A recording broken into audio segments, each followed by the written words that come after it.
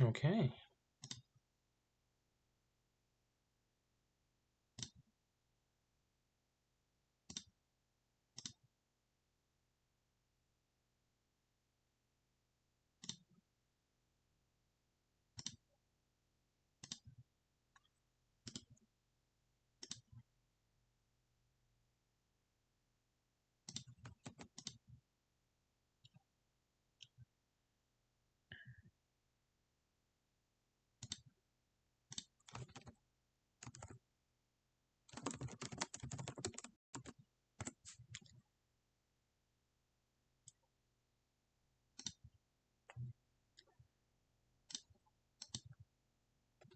Let's go.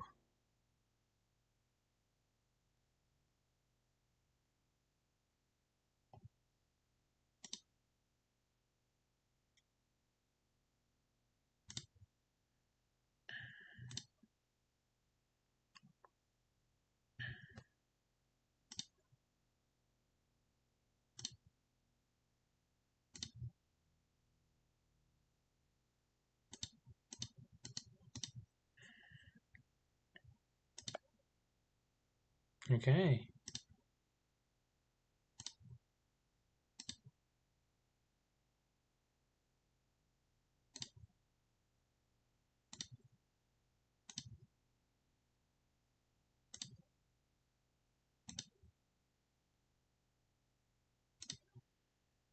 This is gonna be a big tournament.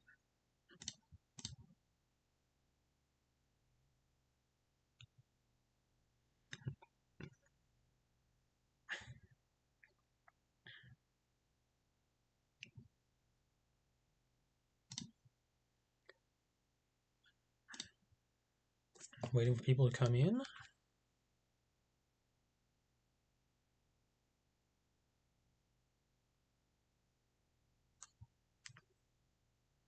Okay. Hello. It looks like we got someone in chat. If you're in chat, could you just confirm to me that you can hear me and that you can see that I'm looking at the LackeyBot page with all the, well, not the deck list. We can't see those yet.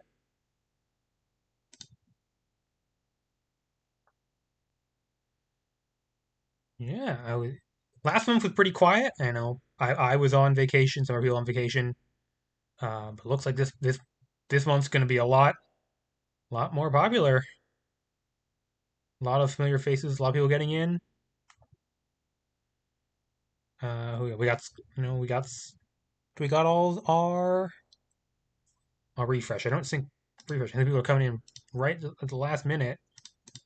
Here's Tremor coming in. 13 minutes left. I think Lee in chat saying that they're going to they want to get in here.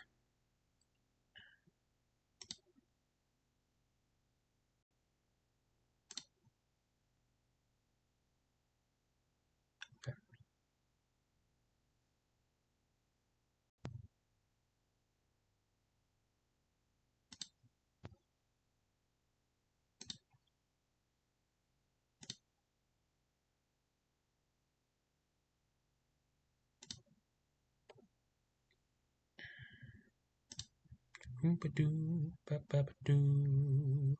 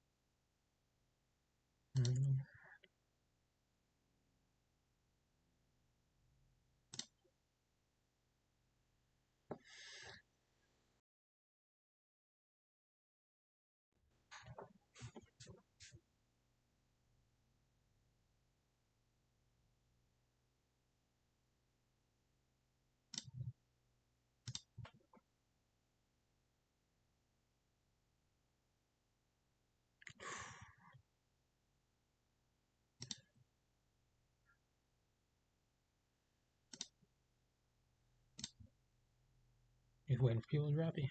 Okay. Hello, whoever just joined. I just saw that someone joined. If you can hear me, could you post something in chat and like, make sure that you can see LackyBot on the stream and you can hear me. Just 10 minutes left until decks drop and Scribble locks us for the July GP.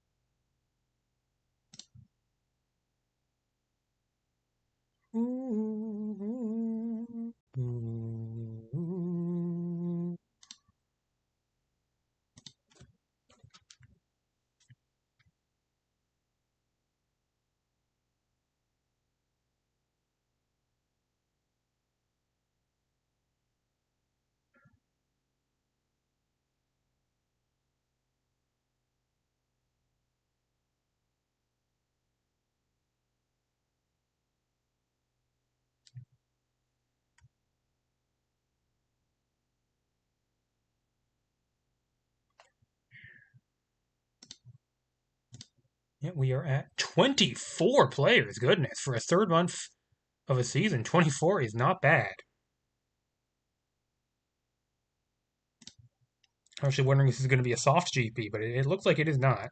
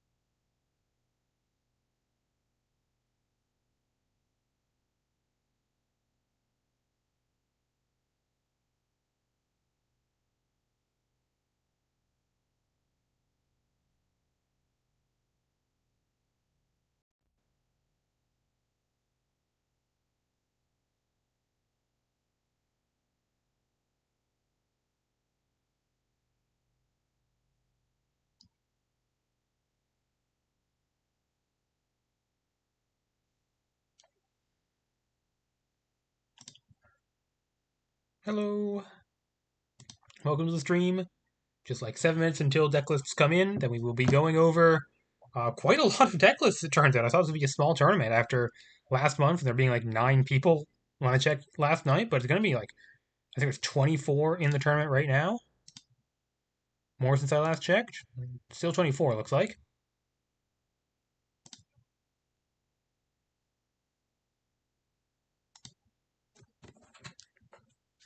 6 minutes.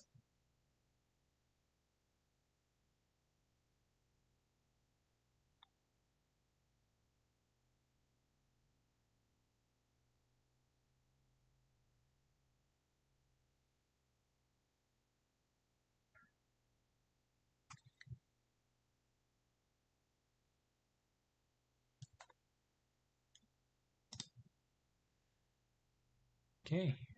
Just confirm, people can hear me?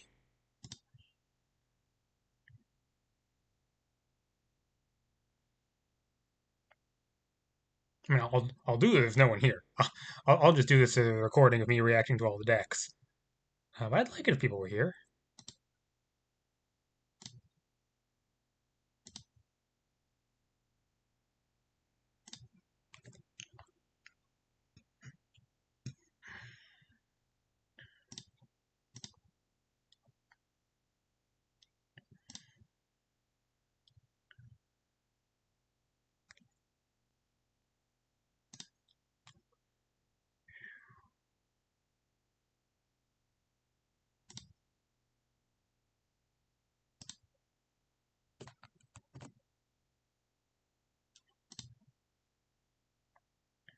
Okay, if Lee's building that really bad deck, it's gonna they better do it pretty fast because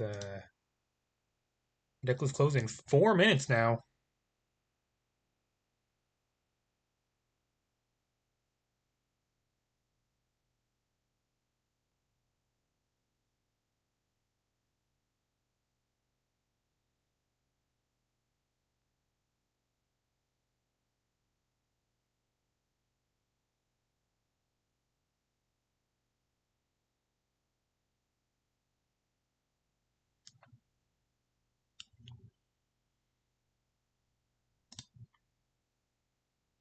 Oh,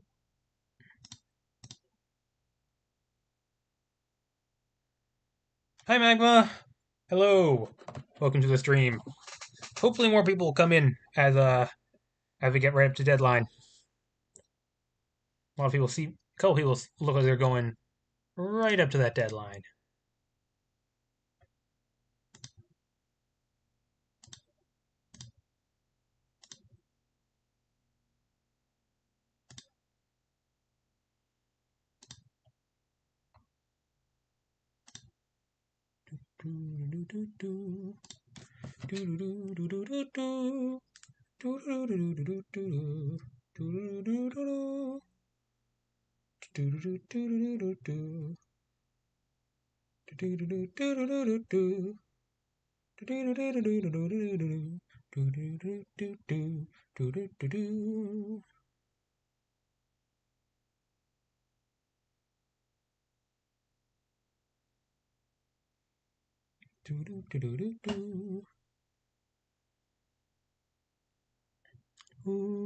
I'm just gonna sing until people. Uh, yes, Magma. I've finished their decks in the next 3 minutes. My deck has been through a lot of tiny revisions. Oh, Lee is in. Lee is our last minute entrant. I believe it makes us 25. It does make us 25. That's a big GP. Goodness, when was the last time Okay, the first one of the season was 28, but 25 is pretty big. Yeah, apart from first one of this season, haven't had 25 since May of last year. So very glad. I don't know where all these new players came from, but I'm glad for it. Ooh, ooh,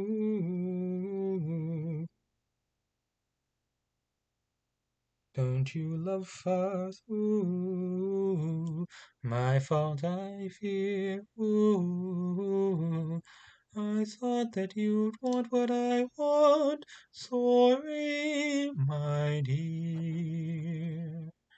But where are the clouds?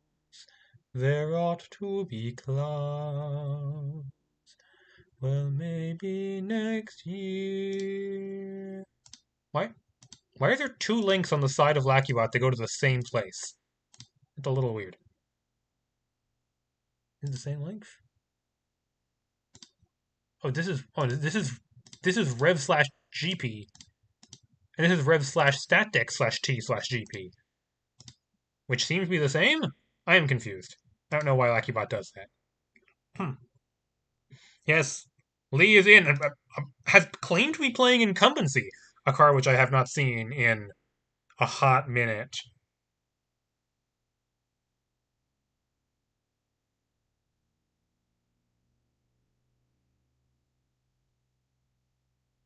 One minute. got my water.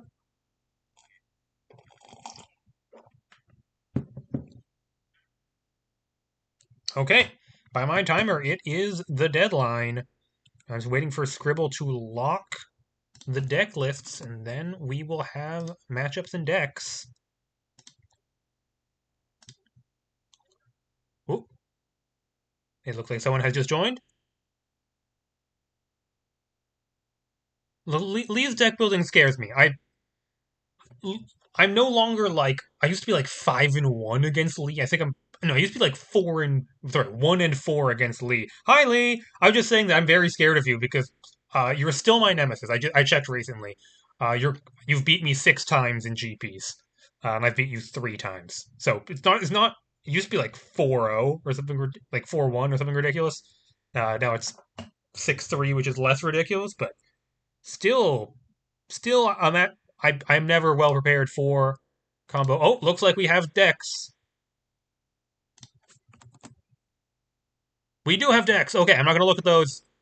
Welcome everyone to Grand Prix Goldpeak Towers. I am going to be going through the decks, give my thoughts on each one, reacting to them. I want to shout out everyone and all our wonderful deck builders. I'm going to not look at chat too much. If there's something that you want to bring up, it might be best to use Discord chat rather than chat because both were fine, but I'm going to check Discord chat. I can have on my phone, so it's easier for me to check. But let's get on the road. There's 25 decks, and I'm close to my bedtime. Starting with Magma Dragon 3, who is in chat right now and is playing, I believe this is 1-for-1 the list from last month. It really looks like it. This is Scrap Sui. This is blue-black aggro. The core engine here is Vardo Scalpel plus Bleed from the Cause. Both aggressive 1-drops that cause you to lose life. If you use Bleed from the Cause, Vardo Scalpel, or a Shockland, Enigmatic Fen. And Disciple of Darker Powers also makes you lose life and mill a card. So if you do 2 of those things in the same turn, you can get Bleed from the Cause back from your graveyard to hand, any number of them. Going up the curve, we got Exorcist of Errors, of course, Swift's Dream Physician, and another excellent 2-drop. Swift Step Robber as another disruptive 2-drop. Kind of finally doing some stuff. Preemption Demon, up all the way up at 4 mana. Scrapyard Mecha is the 3-drop of choice.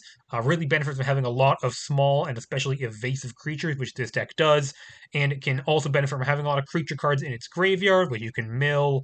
Do you have a good mill? I guess you're just relying on them dying. Disciple mills you a little.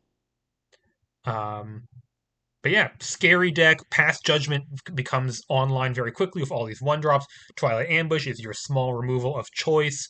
Mana base, just no frills on the mana base. Just heavy on blue to support Dream Physician with only 2 swamps as non-blue sources. Sideboard has Malicious Pact Maker. Ooh, it's a new card. Yeah, that is Surveil. Interesting. Kind of just like a more mid-range 2-drop, I guess, for when you're looking for stuff like that. Frog of Eternal Gloom to bounce big creatures. Beyond the Shroud, an additional removal for small creatures. Duress for control. Cheat Code for various effects. There's no level up creatures in this set, so it's in this deck, so it's just this. And Go Blank for graveyards. Go Blank is a card I think is very well positioned. Go Blank, very well positioned right now. Yeah, this deck got to, I believe, 3rd or 4th place last month, and it's good. It's very scary. It does a lot of damage to itself, so I imagine the aggro matchup is not ideal. So yeah, Mag was saying not exactly the same. I don't remember last month, so don't know exactly what the changes are, and this sideboard definitely looks very different. But yeah, very scary against any mid-range decks. Bleed from the Cause specifically coming back over and over. If you're trying to answer creatures with removal, Bleed from the Cause can really mess you up. Tiaboli, new player. to Rev and already making a name for himself with this is Black-White, or is it Kara? Kara's Monument. Tabley's been going off in League with this deck. Basically, we have Kara's Monument. It benefits from playing artifacts and enchantments. We have Dwindling Light. Whenever we play an artifact, we can have your opponent lose life for all of our enchantments. And then another benefit of making lots of artifact tokens, we could sacrifice them to our Darkstar Harbinger to draw cards and make mana. And how are we going to make um, artifacts and enchantments? Why, we got Acolyte of the Beyond, 1 mana 1/1, makes an artifact token. Smiling Sludge. Um, Almost all of these artifacts are going to have sack ability, so we can use them with Smiling Sludge to finally kill our opponent. Deadly Dispute is a great thing. We're making all these junky artifact tokens. Sundering the Fleet is our backup copy of Deadly Dispute. Eyes Gun Dark makes a chart token. Starlit Sanctuary is a 1 mana enchantment that makes an artifact. Gone Pickin's a 3 mana enchantment that makes an artifact. I think I got that backwards before. Sanctum of Repression. Um, just the removal spell of choice can even bounce an Acolyte of the Beyond, so we can get another chart off of it. Only 21 lands because of the Deadly Disputes and Sundering the Fleets and all the chart tokens, including 4 Desolate Path, which is very important because, once again, tons of chart tokens. You're going to be putting lands in your hand, and if you put a Desolate Path into your hand, that's a land you can actually turn into a non-land threatening card. Yeah, this deck is definitely something I was thinking about going into this month, going into my deck building. Very scary. And it's funny how Kara's Monument went from this like red-white card that I brought to Worlds, and then that got nerfed, and then it turned into this Naya shell that used the Concord cards, and then that got nerfed, and now we're seeing it here in Black-White. Kara's Monument just cannot be kept down. Sideboard's got Helia Lacespire for graveyards, Twilight Ambush for small creatures, Caress of the Stars for small to medium creatures, Renounce the Worldly, artifacts and enchantments, Listen In. This is a lot of the control decks we're worried about right now actually have a large number of creatures and graveyard interactions, so Listen In is well positioned against them, although you still want Duress. And we have Revolt at the Palace to go a little bigger in matchups where we have the time. Yeah. Exciting deck. I know a lot of iteration has gone into this thing. Um, yes, all, how low impact does an enchantment that makes an artifact need to be for you to put in your Kara's Monument deck? Starlit Sanctuary is like kind of the limit, and I've seen this thing gain like 6 life over the course of the game. It's not an irrelevant permanent. Nyx is on Black Red Fling. Oh, I know this deck. We have Kage and Privilege Escalation. Kage and Privilege Escalation, which we are getting back with 1 Reclaim the Fallen. Sorry, I think Black You Out is a little slow today. But also 4 Het's Call. That's a 5 mana reanimation spell, but it's an instant. And normally just getting a Privilege Escalation once is enough to kill your opponent. But, you know, if that doesn't quite do it, you can always... I was about to say you could always fling that card, but I don't actually see a way of flinging anything in this deck. Right? Yeah, this is just Blackwood Reanimator. I like it. The name. There's fling in the deck name, but I don't. This deck used to have flings in it. The idea. I remember facing Nyx in League with this. The idea was you play Kage, you set your opponent's level 7, and you fling it at them. But we don't have flings anymore. We're just doing it. Excellent. We're just gonna get back Kage on their ends of Head's Call and then attack them with it. That's the plan. Assisting, we have our usual cast of Black Red Reanimator. Um, Most Wanted list, Ignited Soul to get ourselves into the graveyard. Also, Shigana Mana Burns is an excellent discard outlet. Exorcist of Errors helps strip answers to our plan. Fabricated Anomaly is a great discard outlet. It also makes our fair plan a lot better. Kafella can't discard anything, but it's just a good kind of top-end card. Sovereign's Execution is the removal spell of choice. Receive is our card draw of choice. 4 copies of this. Panic is another discard outlet and another mid-range threat. And 2 Pact Beyond Death, which is a tutor, which is good in a combo deck. Also gains life, fills graveyards, makes sense in this deck. Also, it's the Nyx promo. You gotta run it. Also running... are they running their promo of Duress? They are! Nice, gotta run your own promos. It's important. Form of the Sun. Haven't seen this card. I've seen it before, but haven't seen it in GPs yet, as far as I remember. But yeah, I guess this is your anti-mid-range take over the game card. I don't believe you have any way of removing this card. Nope, you can't remove an enchantment from the battlefield in this deck, so you better hope it kills them first. Um, Mana Base has your normal stuff, but also two Faulty Server. Non-promo Faulty Server. I think this card's actually pretty decent. 6 mana, make a 4/4, flash, instant speed, got Menace. Sideboard's got Bone Shards as additional hard removal that is a discard outlet. Duress, of course. Frag for medium-sized creatures and artifacts. Oh, here's the fling. Fall upon your blade, the one of in the sideboard. Psionic Backlash for boards full of tokens and small creatures. Burn it all down for slightly larger creatures, and Nightfall for creatures that are slightly larger than that. Yep, this deck is good. This deck is good, mostly because Blackguard Reanimator is good. Um, and Blackguard Reanimator has always had the Fair Plan. The Fair Plan also makes Privilege Escalation better, because it means when you get it back, they'll be at low enough life total. That's a real big tax. Scribble is on. What is this? This is Esper Control. Yes, people have suddenly realized that Scandalous Revelation is a messed up card. It sure is, in fact, a messed up card. 5 mana, blows up all the permanents, frequently and also draws/filters cards and gains life. This thing was a major consideration of my deck building going into this month. I expected to see a ton of it, and we sure do see a ton of it. I've seen a lot of Scandalous Revelation going around with a Reanimator sub-package, a Reanimator finisher. This is not doing that. Instead, we have these adventure creatures, Luchard and Quizos, for card advantage. Draconis Magistus is the cancel. And Eltonon is another type agnostic sweeper. And the actual finishers are the Dragon off of Nightfall, which is our other. We have like 8 sweepers main, and Casimir's. Casimir's is a little hard to flip. You need 5 card types, and there are 6 card types in this deck, but that includes the 2 Casimirs and the 3 Atomic Core. So it's going to be pretty difficult to flip. But if you can get this over, eventually the -6 on Casimirs is capable of winning a game. We got for card draw, Discern and Seafloor Treasures, our flashback card draw. Fateful Ascent, very well positioned removal right now. Overrule Will is the counter spell of choice. And Atomic Core. How are we getting Lutra and Quizos and Eltonon and Draconis Magistus into play? We're getting them into play with Atomic Core, which can ramp quite a lot. Mono Base also has Chasm of the Silent Covenant as the creature land, and 4 Gilded Court. Blood-like Rivers Gilded Court. Yeah, makes a ton of sense. This deck has the only 1-drop in this entire deck is Discern. Wow, it's sweepers and 3 Fateful Ascent. Fateful Ascent are our only answer to creatures other than sweepers. So one big creature is going to really annoy this deck. I guess it's Casimir's. Casimir's has -3 destroy a creature or planeswalker.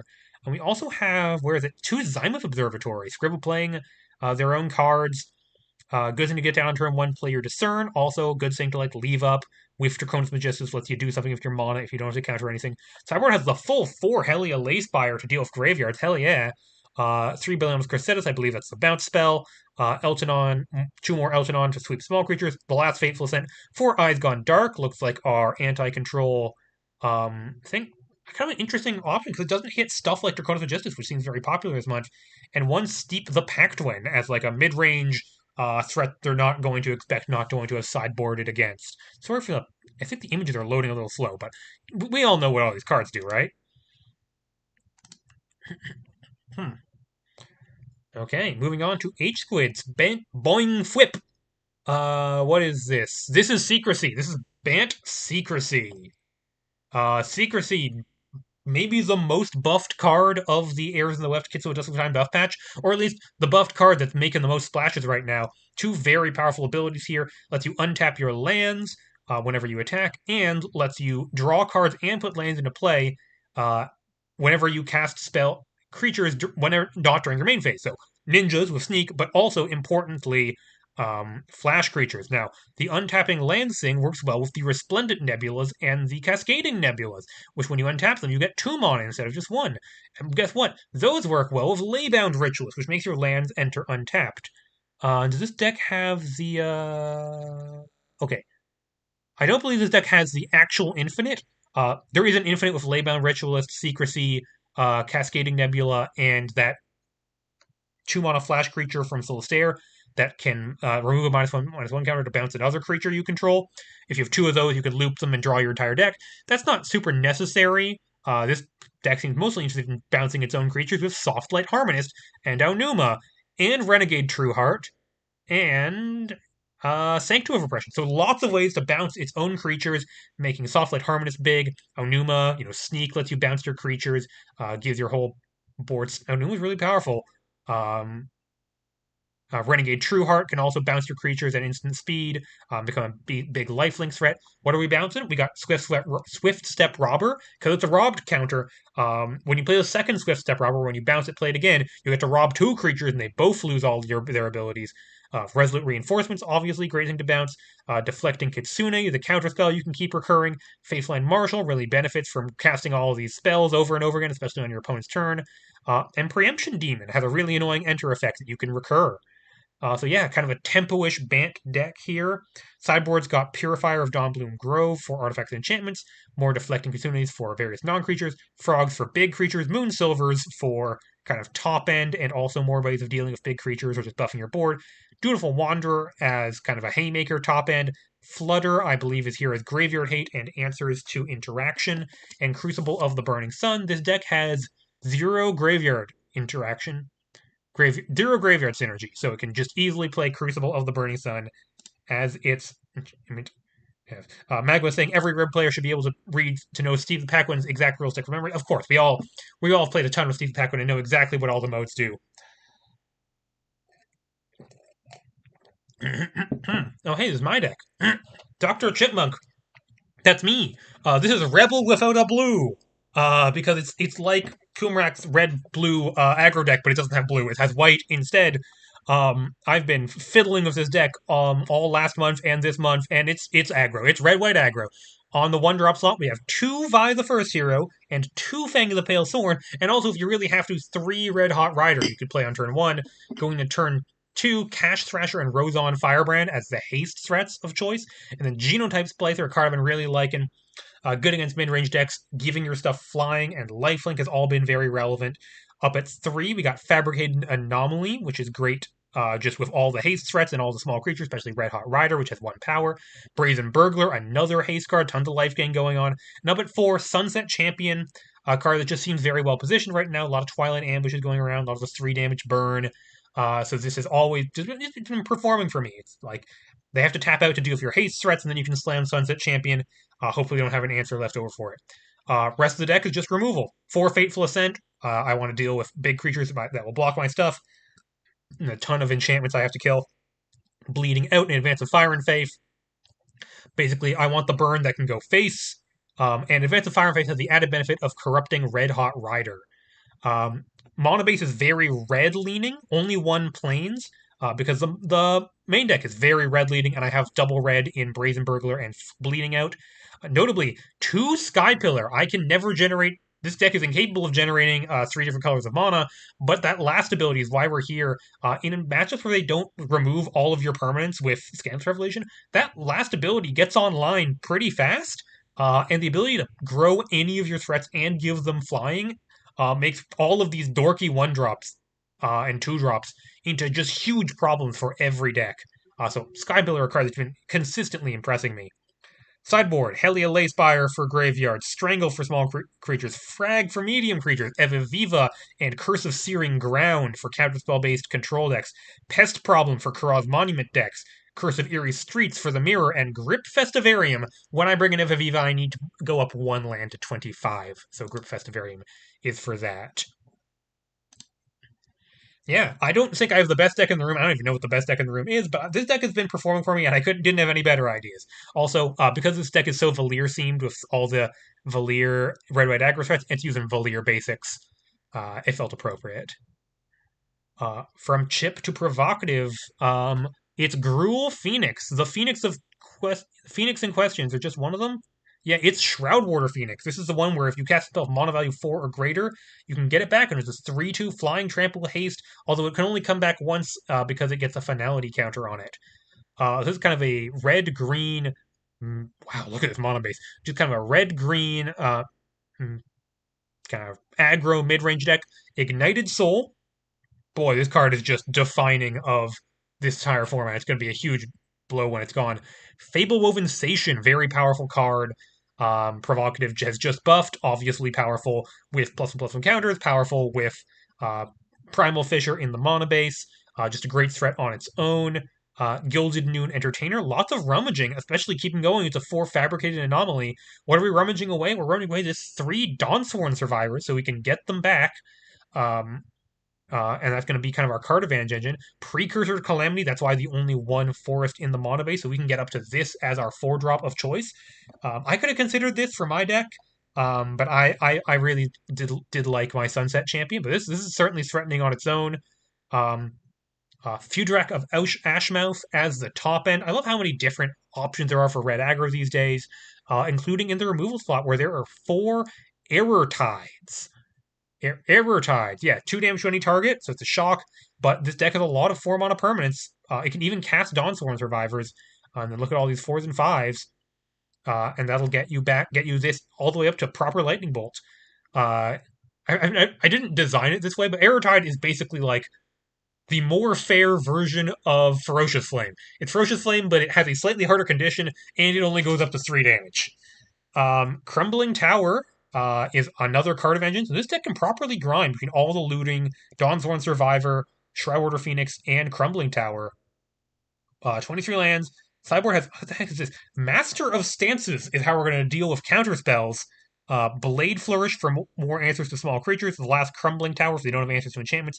Astral Displacer against various annoying permanents. And Golden Bloom of Silence. Do we really, really hate those annoying permanents? Going to name the heck out of the Corral one. 4 Golden Bloom is quite a statement.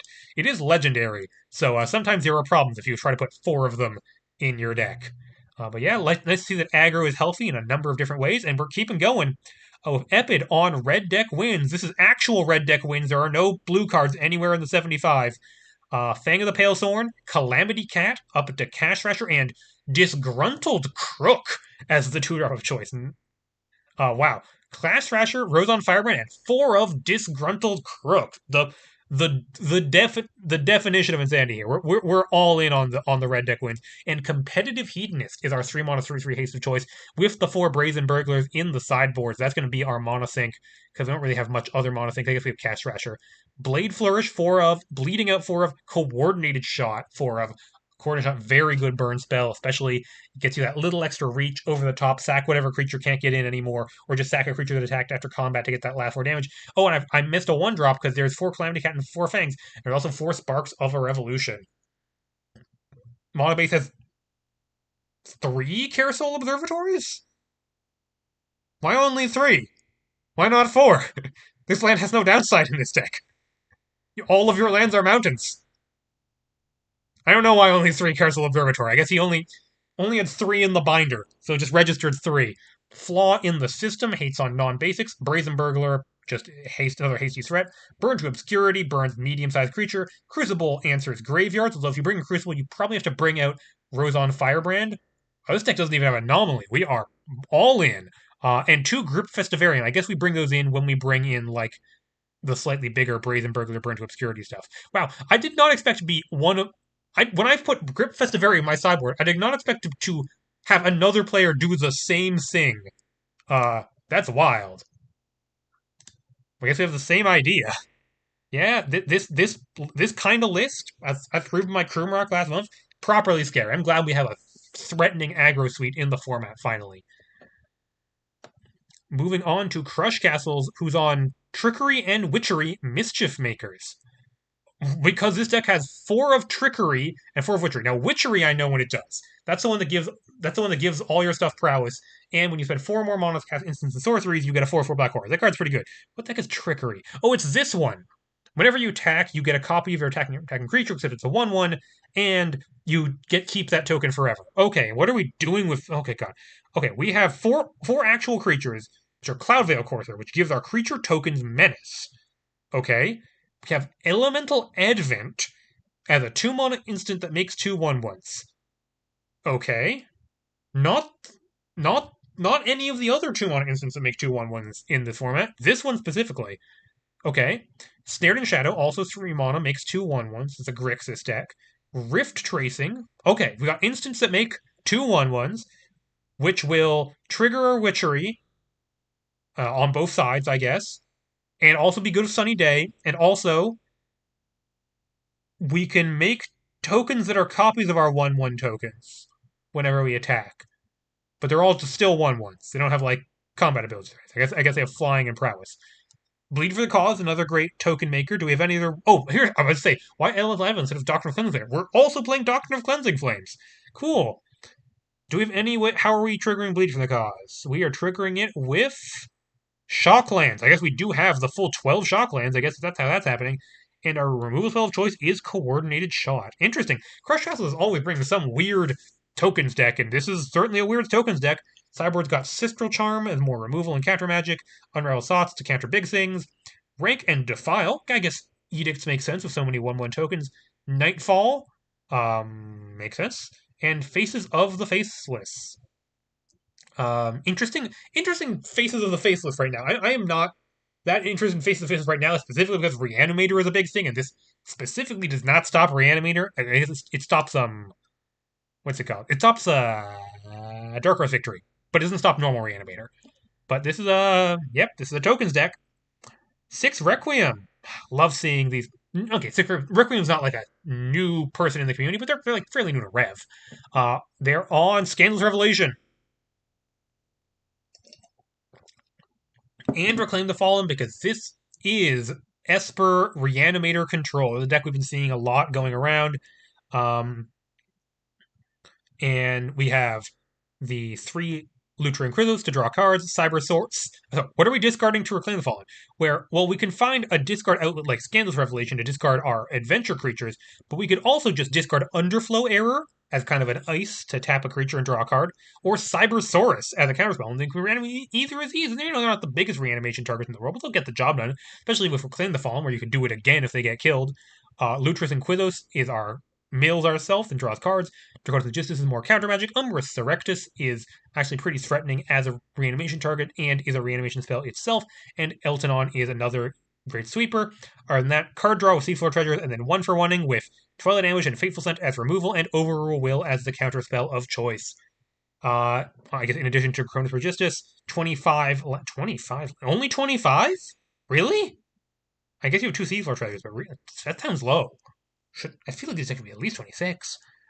Sideboard has 3 Helia Leyspire for Graveyards, Draconis Magistus for the Control Mirror, Oberus Ley Pilgrim for Artifacts and Enchantments, Thirsty Work for small creatures, Duress for more control things, Beyond Comprehension for creature matchups, and Scandalous Revelation number 4. Yeah, this deck is scary. I've definitely bent my deck. Yeah, Magma saying this DVD season 5, Red deck wins versus Revelation. Yeah, that seems to be the case. You really try to get under the Revelation. Haste creatures also matter, because like haste creatures, they can destroy all your stuff, and then you untap, you play the haste creature, you can still get in, although the life gain on Revelation matters a ton. Yeah, we're going to see more of this deck later, I guarantee you. Silver is on Blacklist Yuri Season 2. So this is not a Scandalous Revelation deck. This is as I said, 4 color control, 2 plains, 2 mountain, 2 island, 2 forest in the mana base, and then just all Shocklands and Primal Fish. You're going to get a painful mana base. Where to start? Let's start with, I guess the creatures. We got Offset Demon. Even after the nerfs, this thing is still a pretty respectable threat. Soraeus Duplexi, Card Advantage, and Ramp. Eltonon, once again, great sweeper. Eviana is our finisher, and that's going to explain why the sideboard looks like this. Amoret, we're not really blinking anything with Amoret, so I think it's just basically Amoret as 5 mana 4/4 flying lifelink haste. That's pretty good. Sylvia's Reoven Oath is a great control finisher, flash planeswalker. Teeming Secrets, because this is a green control deck, it gets to play ramp cards, which is really great for getting to these powerful 4 to 6 mana plays. Sistral Charm is burn, Fateful Ascent is removal, Ayeshi breaks the loop instead of Scandalous Revelation as the sweeper of choice, Unravel Thoughts for more counter magic, Deafening Clarion as the sweeper, and Root Fossil. So yeah, kind of a ramp control deck is what we're looking at here. Sideboard has, as our Iviana package, Warden of Skies, Garation the Stormlord, Draconis Magistus, Eltonon, and Asulio. Besides that, we have the last Offset Demon, 3 Helia Leyspire, 2 Deafening Clarion, 2 Paths End, interesting choice of sideboard sweeper, and 2 Golden Bloom of the Silenced. Yeah, this is Rev players love control. What can I say? They just love control, and we're seeing lots of different builds of control. 4 colors, but still lots of basics. And certainly a lot of top, and this looks good in the control mirror. While they're not threatening you in the early game, you get to play your ramp spells, and then you get to slam haymakers that are good in the control mirror, like Iviana and Sylvia. Catalyst is on Gruul Savage Ramp. Very interesting. So we're starting out with Husk Forger, of course, because we're a ramp deck, and Cetral Arborist, another 1-drop. Benefits from being ancient and gets Surveil when it attacks, although it's only a 1/2 on its own. Dark Sicket Howler, their big payoff for having savage creatures, and it's another Monodork. Gets us all the way, and that's all our 2-drops. So we're getting right up to the 3s with Fabricated Anomaly and Majesty also as as a 3-drop. Fabricated Anomaly will get us lands, and Majesty will just pay us off for casting 4-drops. We got plenty of those.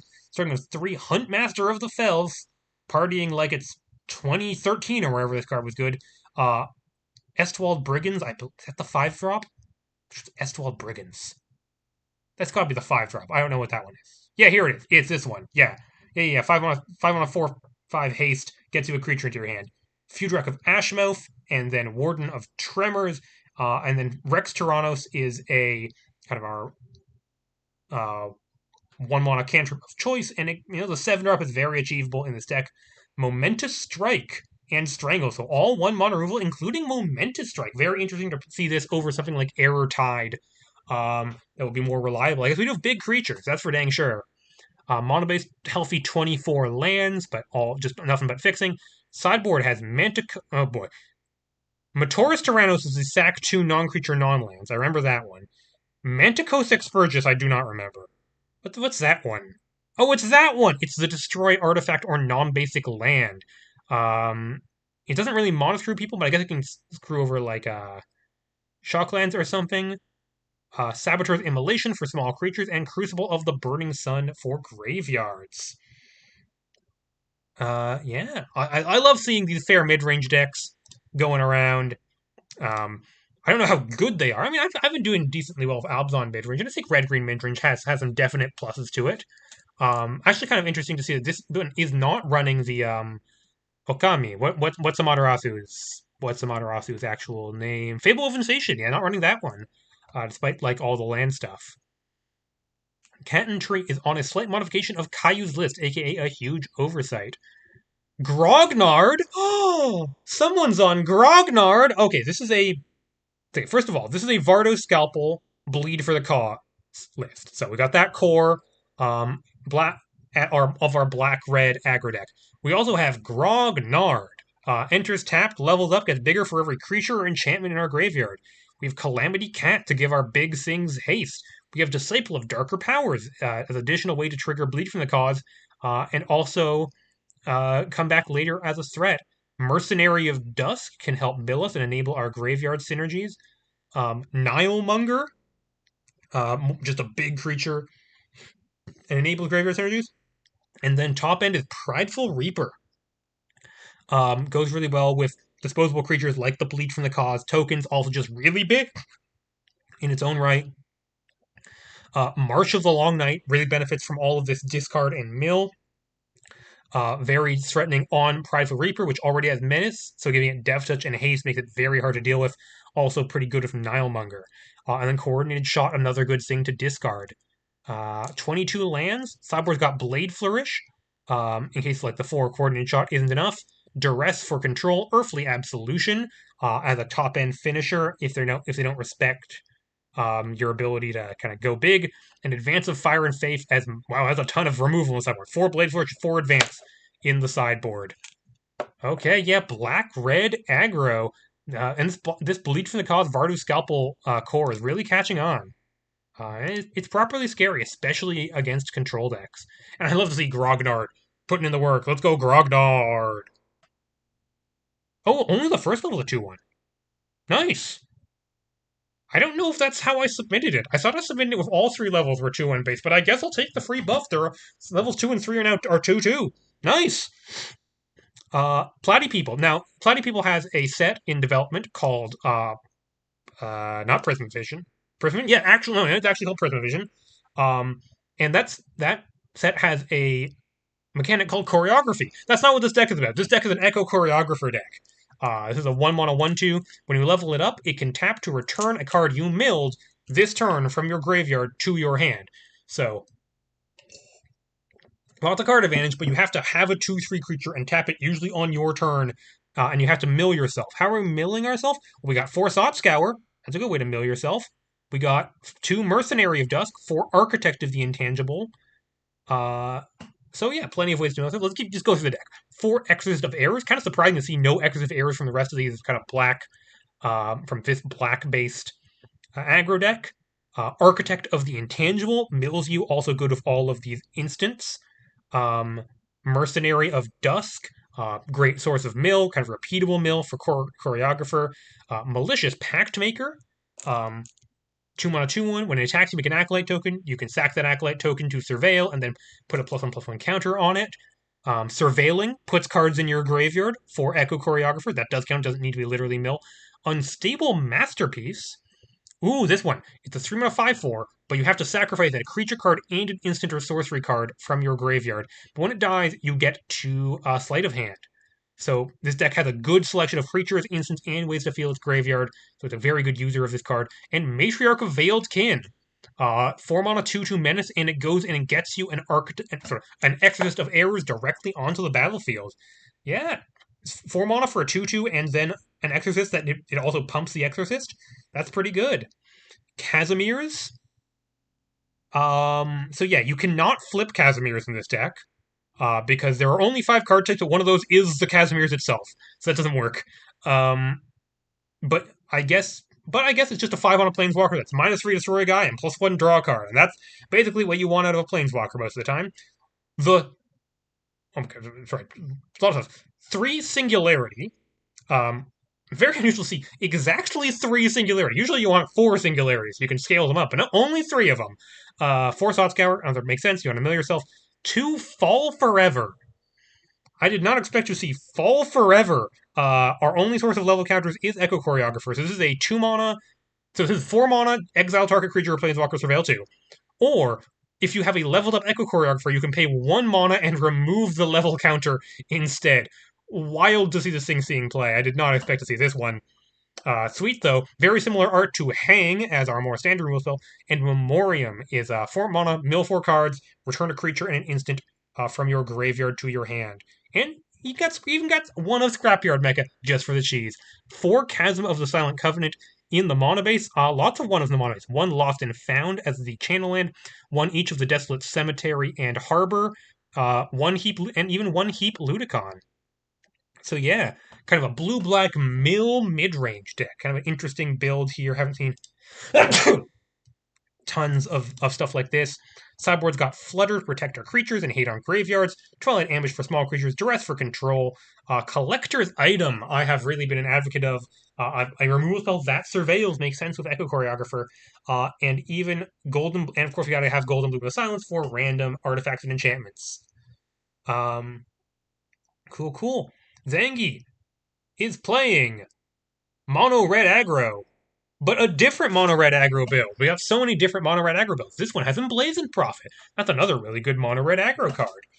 It's got your usual Ignited Soul and Fang of the Pale Thorn as the 1-drops of choice.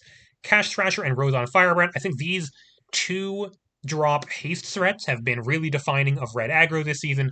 They're good against a lot of the sorcery speed removal people are running. They're good against the very sweeper heavy control decks that we're seeing. Rose on Firebrand particularly good against Scandalous Revolution because that is a destroy Wrath that leaves a token behind. Fabricated Anomaly, also, just defining of red for the entire time in Standard. And 1 of Brazen Burglar with the other 3 in the board. Rest of the deck is just 12 removal spells, 4 Blade Flourish, 4 Bleeding Out, and 4 Coordinated Shot. 23 lands with healthy land count, including the once again only 3 Carousel Observatory. I don't get it. Why only 3? There's literally no downside to this card, right? Like every land in your deck is a mountain. I don't get it. Why? Sideboard has Advance of Fire and Faith for small creatures. Crumbling Tower. I considered Crumbling Tower. The problem with Crumbling Tower is that every control deck has 4 Fateful Ascent, so it's not like you bring this in and they have no enchantment interaction. They still have enchantment interaction and also dies to Scandalous Revelation. So every control deck just has answers to this, even if they're not trying. We do have 4 Golden Bloom of the Silence. Once again, legendary, so it's a little awkward, but good against stuff like Kara's Monument. But yeah, Zanki even on the mono red train. Galician cheese, they did surgery on a grape. I don't know what that's a reference to, I'm going to be honest. This is. Oh, gone picking part of. Okay. This is white black. Okay, it's a white black aggro deck. Let's start there. It's got 4 bleed from the cost 4 of Ardo Scalp. So that's that package right there. It's got 4 Kitsune Matriarch. That's good with bleed from the cost. That makes tokens. Okay, it's black white tokens. Black white tokens. That makes sense. 3 Radiant Pilgrim. Haven't seen this in a while. 1/1, 2/1. When it attacks, if you create another token, you get a 1/1 Spirit. Unfortunately, it doesn't double trick over Matriarch, because Matriarch is a once per turn these days. And wow, we're still in the 1-drops. Of the 16 creatures, 13 of them cost 1 mana. We also have 3 Ignited Soul. And that's not even counting the Belief in the Cause. It's more 1-drops. And Offer the Fateless as another 1 mana card that makes a token. Jesus. And then, wow, we're even playing Nerfed Advance of the Saint of March. Fully 3 mana we're paying for Advance of the Saint of March. Still worth it. Can we give Galician Cheese the Eternal Exhibition for Advance of the Saint of March for doing this? Please? I just want people to see that promo. 2 Twilight Ambush, 4 Sovereign Execution, and 4 Fateful are removal spells of choice, plus 2 Gun Picking. So this is a deck of 1 mana creatures, Skyray Tender, Advance of the Saint of March, and removal. That's all this deck does. This is a 24 land seems high for a deck where like half the cards cost 1 mana. Wild build. Sideboard has Helia Lacespire for control. Absentia. Ooh, first Absentia of the tournament. I guess graveyard decks, like the one we just saw with choreography, is what this is for. Eyes Gone Dark, as more hand attack. Offer yourself. We offer the Faithless in the main. That's the 1 mana enchantment that makes an acolyte, and you can pay 2 mana, sacrifice creature, surveil 1, draw a card. Offer yourself the same thing, but it's surveil 1, gains 3 life. I guess that's our life gain engine. And more Golden Blooms of the Silenced. Mono base is normal. Interesting. Itai Ukul is gentrifying Kitsuo. This is red-green landfall counters aggro. So this is... Boy, look at this mono base. Right, this is gentrifiers. I'm like, that's why this mono base looks like this. So it's creatures and foreign encounter. What are our creatures? We got 4 Scorching Gecko. That's a 1 mana creature that ends with a 1/1 counter.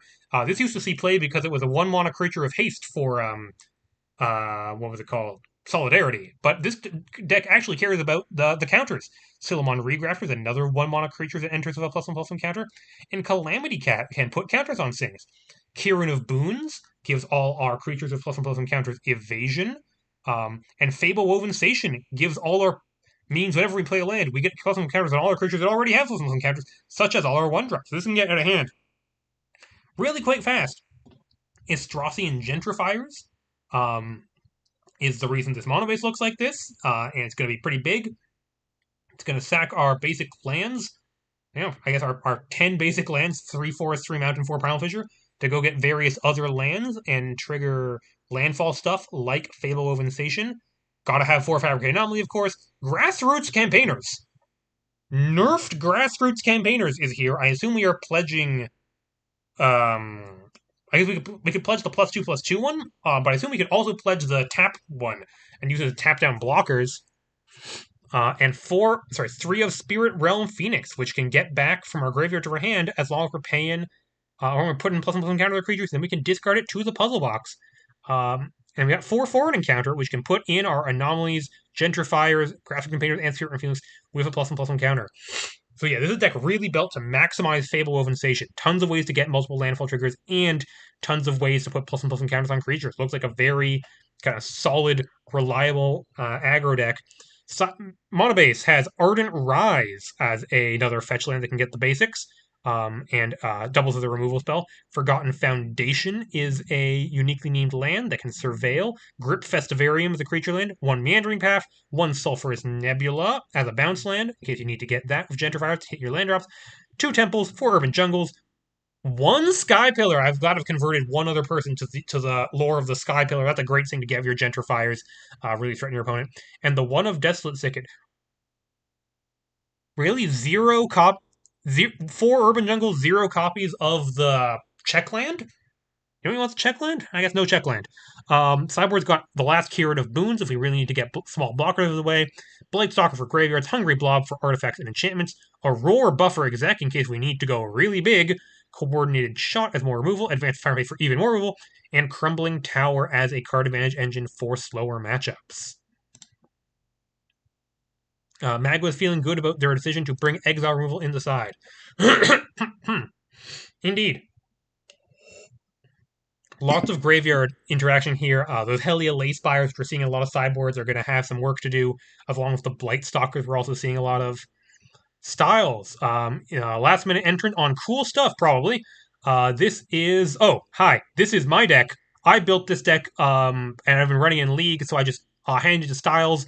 So I did build this deck. It's a Obzon mid-range deck. It's got 4 Huskforger Acolyte, and 4 Excessive Errors, as mid-range decks tend to do. 2 Exultant Shepherd, which can draw you cards and lose your life. You side this out against aggro. It's good at sacrificing Survivors of the New World, which is, very well-positioned card this month. Very good against Scans for Revelation. Very good against all of these red aggro decks that are just attacking you on the ground. Genotype Splicer can give your random stuff flying, such as Calisax Dungeon Master, which is a pretty threatening card on its own. Great at putting counters on Survivors of the New World and Meteor Hellion and Huskforger Acolyte to make them into much more threatening cards. 4 Life Hacker, 4 toughness is the magic number these days, and this also can threaten some of the control decks that are relying heavily on sweepers. Meteor Hellion's good against everyone, and League of Their Own topping off the curve. I may or may not have put this in the deck because I wanted to get the promo, but it's actually performing pretty well. Good against those Reanimator control decks, draws you cards, gain you life pretty reliably. Removal spells, just 2 Twilight Ambush, 3 Fateful Ascent, so a little light, but we do have the 3 Meteor Hellions, as well as interaction. Receive as card draw, and Listen in main deck. Just wanted a little more hand attack, and I think this is more generically playable than Duress. Sideboard has Shroud Piercer to block mid-range creatures, Blightstalker for graveyards, Helia Layspire for graveyards, The Last Survivors of the New World, Twilight Ambush for small creatures, Fateful Ascent for big creatures, Duress for control, and Pest Problem. I'm really on Pest Problem, by the way. All the people doing stupid Karaz Monument things, bring in this Pest Problem. That'll show them.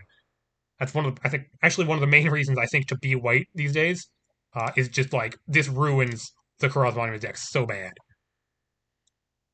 Ricky Rister is playing Blue-Red Terror. I'm just going to refill my water bowl. I'll be right back.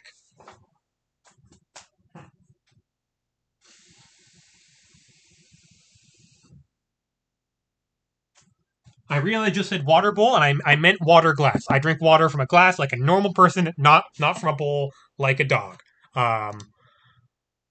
Okay. This is very similar to the Blue-Red Terror deck Ricky Rister was running last time. We got these Ominous Frogs, which want us to play a bunch of instants and sorceries, and then we got the Terrors. Angular Crushing Sea can mill you and also comes down costs less for each instant and sorcery in your graveyard. And Cordelia's Ripper, same thing, also counts vampires, and very good against small creatures because it can ding them whenever it attacks. Only 20 lands because we got a lot of card draw, including 4 Bring to the Limelight. Haven't seen this card in a while. It's a pretty efficient version of this effect. Make the creature a lot smaller and draw the card. Does need a target on the battlefield, otherwise you cannot cast it, so it might be a little dead against control sometimes. Geist Blaster's Breakthrough benefits from having all of these instants and sorceries go into the graveyard. We could also, I think, occasionally discard it to something. No, you can't. You can't discard it to anything. Thought Scour and Discern justify the low land count and help fill your graveyard. Attuned Rebuttal. Hard to become ancient, but countering creature spells is very important. Every deck's got creatures these days. Cursory Glance, another targeted counter spell. Erase from Existence. Once you've filled your graveyard, there's a 2-mana Time Ebb, puts their non-land permanent on top and bottom of their library. Lunar Awe is a good removal spell, especially good against stuff like Survivors of the New World. Overrule Will is the counterspell of choice. All the instant sorceries very cheap. They max out at 2 mana. And we also got 2 Strangles. So this is, yeah, the deck we've seen do pretty well. Kind of last 2 months. Gonna be honest, Blue Red Terror more than Reanimator is the reason I have Helia Lacespire in my sideboard. Because this deck really does not enjoy fighting Helia Lacespire, which turns off a bunch of its cards and is too big for any of its burn spells. Although, fun fact, if you Lunaraw a Helia Lacespire, the Lunaraw will end up in your graveyard. Sideboard's got a bunch of one-of, Cursory Glance, and Lunar Awe, the last copies. Sistral Charm to counter non-creature permanent spells. Forbidden Treasure, that's the counter spell that also strips the instant sorceries out of their deck. Good against stuff like Scandalous Revelation, although this deck is pretty resilient to Scandalous Revelation because all its threats cost 7 mana. One of Negate, 2 electronic counters for bigger creatures. Ashiok's Manipulation. Which one's Ashiok's Manipulation? Is that the counter spell? I forget which one actually. Oh, it's this one. Oh, it's the bounce spell. It's the bounce spell that has flash your opponents to cast 2 spells this turn. Right. Burn it all down as the small sweeper and Faces of the Faceless as graveyard hate. Because this deck it is not immune to Faces of the Faceless. It turns off Discern. Um, but it's much more resilient to Faces of the Faceless than most graveyard decks. PTM is on Kumrak Red. Yeah, this is Kumrak style red with a little bit of blue. Emblazoned Prophet, Ignited Soul, Fang the Pale Thorn, all the 1-drop hits we've seen so far. The haste 2-drops, Cash Thrasher, Rose on Firebrand, Fabric Anomaly, Brazen Burglar. And yeah, I think we've seen something very similar to this, but without the blue. Elsewhere in this GP, the blue is only for the sideboard card of Advance of Rune and Whisper, which is the way this deck deals with big creatures like Lifehacker and such. Also very good against Reanimator. Brazen Burglar is the sideboard threat when you want to bring out the interaction. And we also have Advance of Fire and Fake for small creatures and Crumbling Tower for grindy matchups. Yep, I think we've talked about a lot of these things. Certain PTM will pilot this pretty well. Laurel! Oh, Viola, don't make me sing at the very last deck list of the stream. At least make me sing at the beginning of the stream. Oh, dear. I'll get there. Laurel is on. Oh, yeah, someone's bringing Error's Bane Deadshot. I'm glad someone's bringing Error's Bane Deadshot. This is Bant Enchantments. Bant Enchantment midrange. We got 3 Super User. Really? Not Melon Super User? You have planes in your deck. You can play Melon. You don't have to play Super User. Yeah, that's a little weird. But we also got 4 Ballot Registrar. That lets us make cliques and reduces cost of activated abilities of non-land permanents, such as Caches. Buoyant Data Grazer, that's 2 enchantments in 1, and Caches cards. Burrow Checker, benefits from having a ton of enchantments. Error's Bane Deadshot's a very strong mid-range threat. Turn 2 Buoyant Data Grazer, turn 3 Error's Bane Deadshot, smack them for 4, that's pretty good. Refresh Demon, that blinks creatures or subroutines. They come back on the next end step and if your creature enters an opponent's control, it comes back with a stun counter. So yeah, it kind of like stuns down their things, blinks your Data Grazers and Registrars and such. Untethered Demon, also 2 enchantments in 1 body, also kind of recurs your cards from graveyard to the battlefield. Leo Demon's Hope.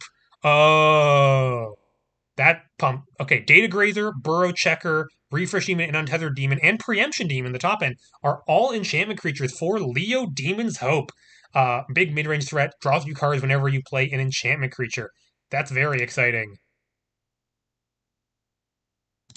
I love Super User is my favorite card in Arrows in the West. I love Super User. It is not as good as Melon. I'll tell you that. We also have 3 Futurist Ideal. This is an Ansem that will make your opponent cash a card from their hand. You get to look at a number of cards equal to the number of champions you control, so hopefully you get to look at their whole hand. And we also have 3 Gaze Upon Civilization. Lets you look at the top card and lets you cast cards for free if their mana value is less than or equal to your approval. This deck has a lot of multicolored cards, and it even has cliques. So it could even get to 4 approval, although, yeah, I guess the curve max is at 4, but 3 is probably enough for you. Mana base is pretty normal. Got 4 Silliman districts in here. 1 Helia Lacespire, and 1 Preemption Demon in the sideboard. 4 Cassar's Charm, first time seeing this. Makes their opponent sacrifice an enchantment, which is good against certain decks. Small removal for staff creatures, and Graveyard Hate. Lots of overlap here. Denotation Failure for small creatures. Veto for non-creature spells like Scandalous Revelation, which would otherwise be very annoying. And 3 Griffin's Blessing as kind of a fight spell that can also protect your creatures. Viola. Oh, it keeps going. I've got. Okay, I got all my lands at tap. Got my golden age. I'll survive. I'll survive. Okay, I'm sorry. It's not very good singing, but it's getting a little late. Red, green, white. Golden Age. Golden Age, the nerfed version. Nerfed and then buffed again. Comes in, gets you a basic land from your deck, which is Naya colors, and it can flip as you cast multicolored spells, like Melodious Mallard. No Husk Forger in this deck. It's all Melodious Mallard. And that's the only 2-drop. Then it ramps directly to 4 of Survivors of the New World. 4 of those. When you cast a big spell, Melodious Mallard, we also have Tomer Figurehead Presidents, which is a multicolored card and gives our stuff Conspire. Huntmaster of the Fells, then wow, we got so many 4-drop threats there. Keep going. We got a Syra, we got an Asterion up at 4, and we got Warden Tremors all the way up at 6. We're also got Majesty to benefit from playing all of these 4-drops. Sunwrath Charm is our small removal that can also get back a Melodious Mallard, I guess. Vow to Conquer. Vow to Conquer really is our removal spell of choice. Gains just 3 life, instant speed. Deafening Clarion makes sense with all of. I guess it kills your Huntmaster, but it makes sense with this kind of slow early game. Divine Liberation. Interesting. I haven't seen this card before. This is a Valir card. It's an act of treason that exiles a thing at the end, so it's kind of an in Bolus's clutches for any non-land permanent. It's cool. Seems good. And 1 of Last Wish to get the whole sideboard. Mono base is all fixin'. 2 Penraf District. We got Syra for both burn-based aggro and counterspell decks. Matoros Tyrannos for like artifact and enchantment decks. Lunate Charm for big creatures and various things. Cosmic Rebirth to recur things from graveyards. More Deafening Clarion for small creatures. Pest Problem for the Karaz Monument decks. Archival Storage.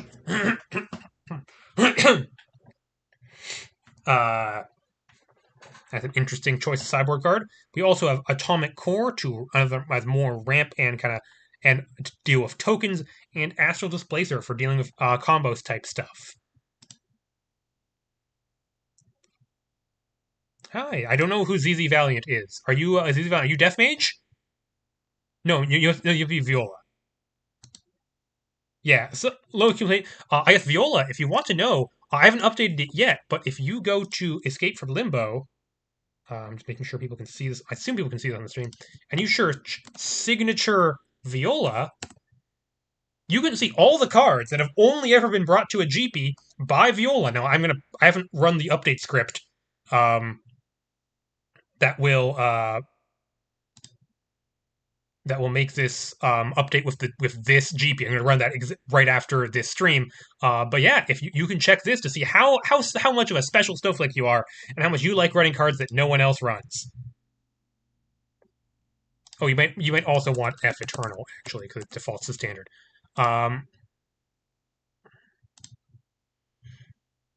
Okay, we're getting to our last 2.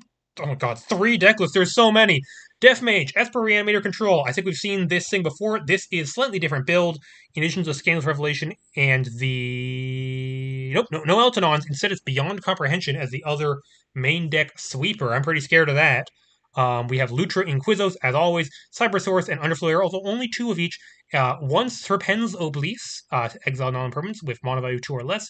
Draconic Magistus as usual. So yeah, not a ton of things to reanimate. Mostly Lutra Inquisos and the kind of 2 of the error channel ones. Twilight Ambush and Fateful Ascent as the removal. Seafloor Treasures for card draw. Overrule Will as the counterspell. So yeah, lean, mean, slightly different builds for everyone as reanimator control decks. Sideboard's got the Cassar's Charm as a kind of multi-purpose sideboard card. Spite of the Founder as exile removal. I think it's specifically targeted at Survivors of the New World. Foreign Frontiers against aggro, and Sizcall against control. Yeah. Oh, yeah, High Aura's Cross Crusader. Yeah, it's always the really obscure ones that end up on those lists, the signature lists. Tremor is on Last Witch Recursion plus Infinite Loop. Okay, this takes some explanation. Okay, so what we want to do, we want to have a fork in play. While we have a fork in play, we want to cast Last Witch. We're going to run the fork. either naturally or through Data Visionary, and then cast a Last Wish. That'll get us 2 Last Wishes. So we get 12 mana, and we can play 10 mana, and we can play 2 cards from inside the game. Those 2 cards are going to be Infinite Loop. Okay, I assume you may actually not know what Infinite Loop does, but that's a 8 mana error that when it enters, target subroutine your control runs X time, where X is 7 minus the number of cards in your hand, and you sacrifice its subroutine. We're going to use that to make Fork run, I don't know, 4 or 5 times. Then we're going to play a Fall Upon Your Blade. That's 10 mana exactly for the 10 mana from Last Witch. We will sacrifice Infinite Loop, and Fall Upon Your Blade will do 10 damage to your opponent, and then it will get copied by the Fork we just sacrificed 4 to 5 times, thus killing our opponent from like 60. So yeah, that's the combo. But on top of that, this is just a teamer mid-range ramp deck. So we got 4 Data Visionary, their only creature, which is going to dig for basically the entire rest of the deck because it's the only creature, non-creature, non-land card from the top 4. And it can tap to make our subroutines run.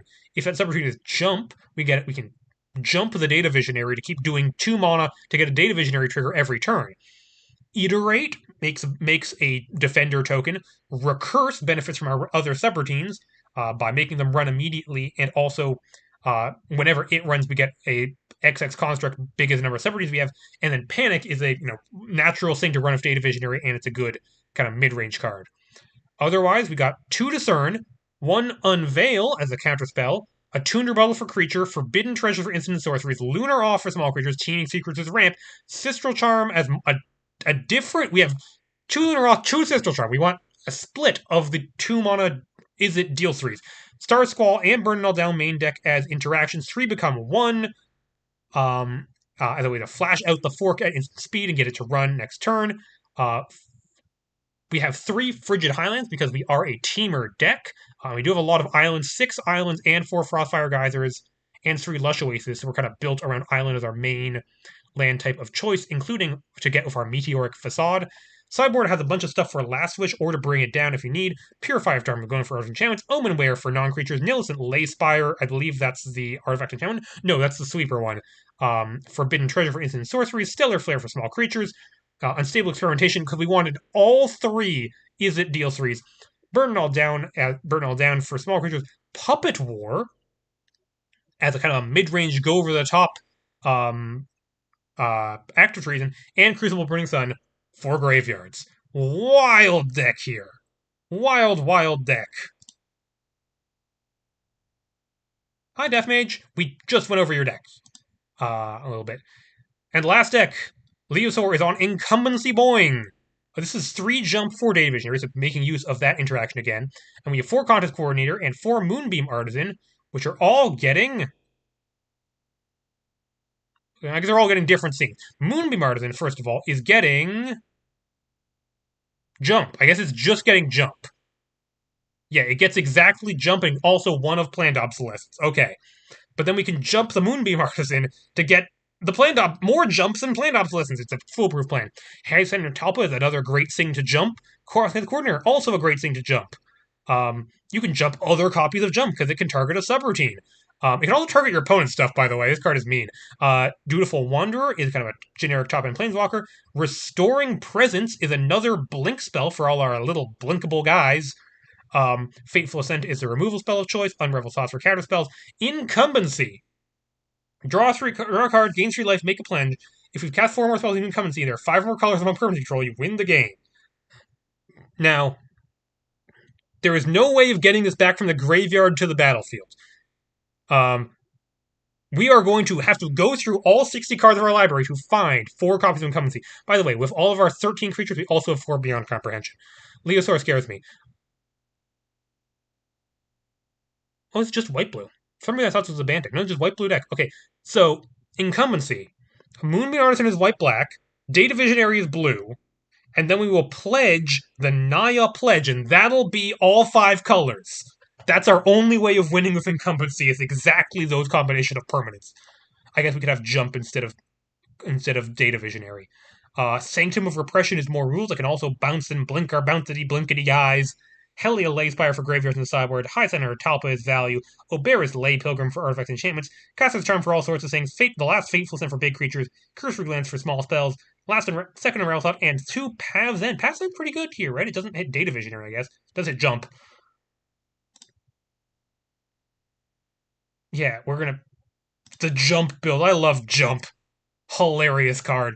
It's good against Panic, by the way. Your opponent plays Panic, and you play Jump so that your Jump will run after their Panic every time, and you just bounce their token every time because it can target tokens.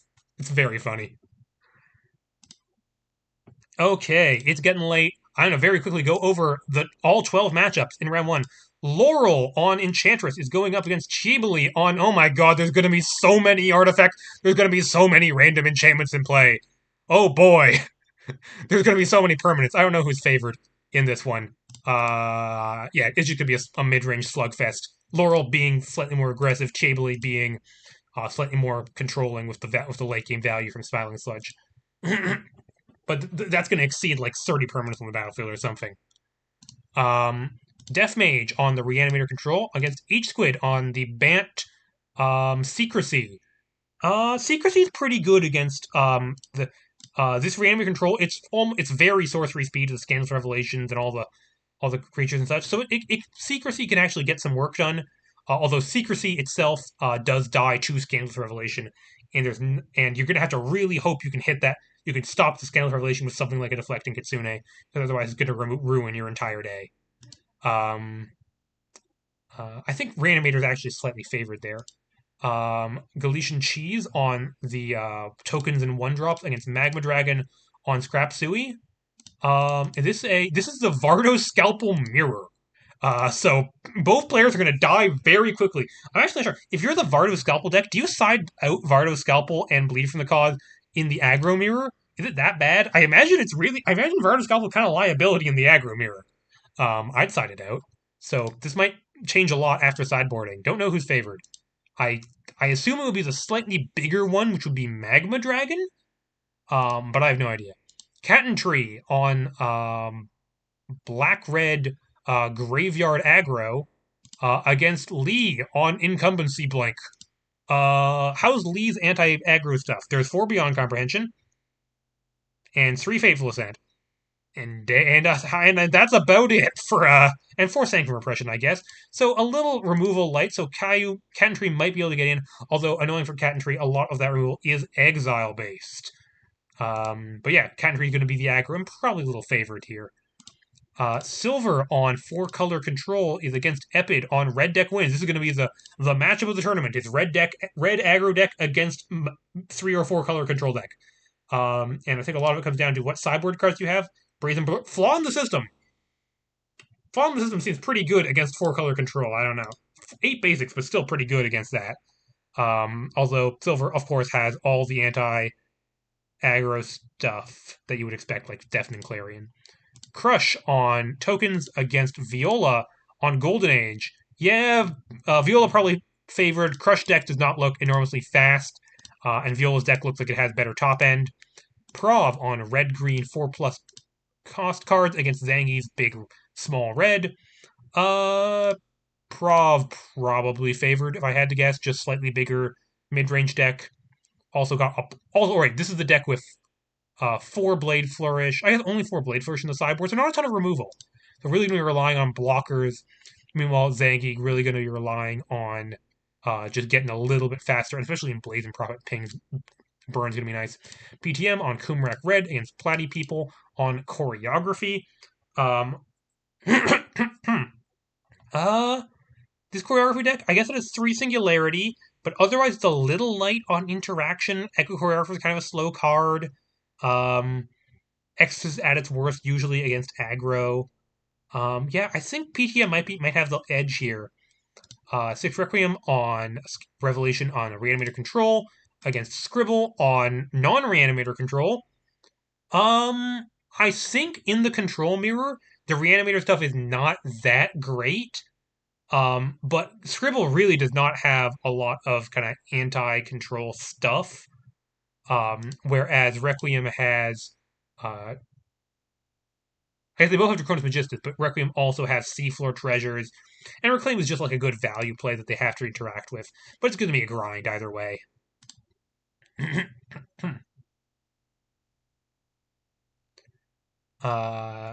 Mag was saying that you side out the Believer Call, you keep the Vardo Scalpel because they can block. I guess. Ricky on Blue Red Terror against Nyx on Black Red Fling. Nyx with no Graveyard Hate sideboard. So not a great way to stop the terrors. Just gonna have to get a little, just get sneak the Het's Call through the interaction here. Um, Also, Blue Red Terror, not a lot of permanents on board, so it can actually survive a privilege escalation. Although, of course, there are no ways of actually removing a privilege escalation once it's on the battlefield, because it's all burned. There's no bounce. Oh no, there's Erase from Resistance. Erase from Resistance is pretty good against privilege escalation. Uh, I, on Rebel Without a Blue, is facing odds against Savage Ramp. So I'm just going to be beaten face, trying to get the game over before stuff like Earthstall Brigands comes down. I think this deck, I actually think I'm pretty good against this deck. They're not that fast, and I have interaction that hits their stuff. Um, yeah. Obviously, if they get up to casting Earthstall Brigands, it's going to be a problem for me, but I think I can probably get them dead if through 3-minute strike 4 strangle. And lastly, Tremor on the Infinite Loop. Ramp Teamer deck is on Styles' Abzan midrange. Yeah, this is I don't even know how Tremor's deck plays, but this is a rock solid mid range deck, and Exes of Errors is good against this kind of combo nonsense type stuff. Meteor Hellion also great way to snipe a fork that hasn't run yet. Okay, and that brings us to the end of this stream. Thank you all for coming. Usually I only talk about half the decks, and then Peacock talks about the other half. So my voice is shot. I'm gonna go run the Escape from Limbo scripts so that everyone can see the updated play rates and updated signatures and such. Best of luck in the GP to everyone. This looks like it's going to be a blast. Yeah, and thank you all for playing. It always warms my heart seeing new people come to the format and enjoy the format, and I'm hoping people do well. Yeah, best of luck to all our contestants, and good night.